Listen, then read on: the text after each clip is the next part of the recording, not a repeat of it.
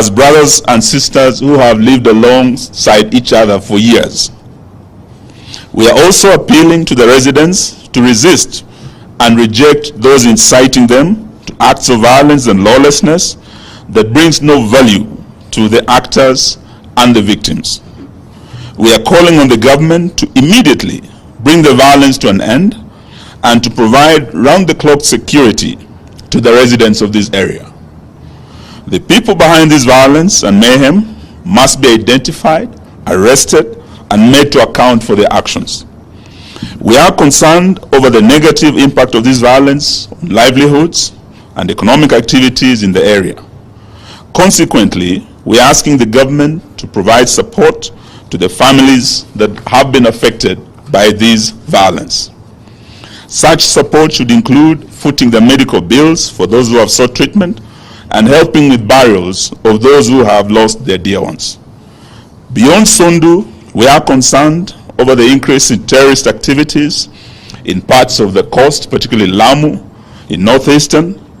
Just about 2 weeks ago, several KDF soldiers aboard a Kenya Air Force chopper died in a crash within the terror-prone Boni Forest in Lamu. We believe this was an Al-Shabaab attack. Attacks by Al-Shabaab militants have become commonplace in Mandera and other parts of northern Kenya, with victims being police officers, teachers, farmers, ordinary residents going about their daily routines. We must never forget that the government has so far failed to address various incidents of insecurity in the North Rift counties of Baringo, Elgeyo Marakwet, and Laikipia. In these places, armed groups, bandits, and cattle rustlers continue to conduct raids on neighboring communities, destroy property, and cause massive displacement of people. These attacks are unacceptable and must come to an end. They paint a picture of a nation that is losing the battle to gangs and terrorists.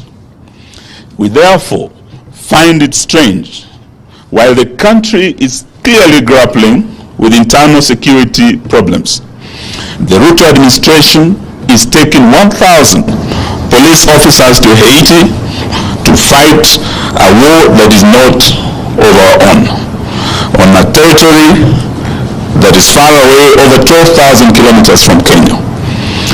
We cannot send 1,000 of our young men and women in uniform in harm's way over 12,000 kilometers away without the people of Kenya, through their elected representatives in parliament, having a say as to whether this is in our national strategic security interest or it's motivated by other interests.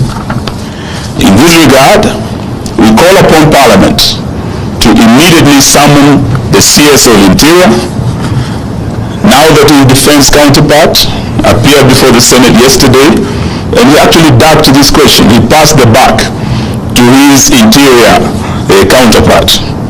We want him to explain to Parliament and by extension the nation the following issues. 1.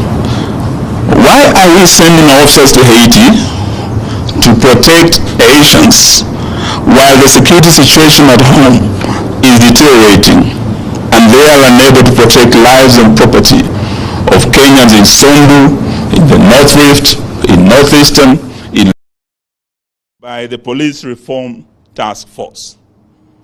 3. Won't this be tantamount to exporting police brutality and abuse of human rights to our black Haitian brothers and sisters who are also protesting the illegitimacy of their president, just the way Kenyans were protesting and were clobbered by the same police? 4. Kenya has an impeccable liberation and Pan-Africanist credentials and ties to the liberation movements in the Caribbean and all over the world. Wouldn't sending our officers to Haiti, not at the request of our black Haitian brothers and sisters, but at the request of their president, whose legitimacy has been questioned by his people. Would in sending officers to Haiti taint our Pan-Africanist ties to the Caribbean?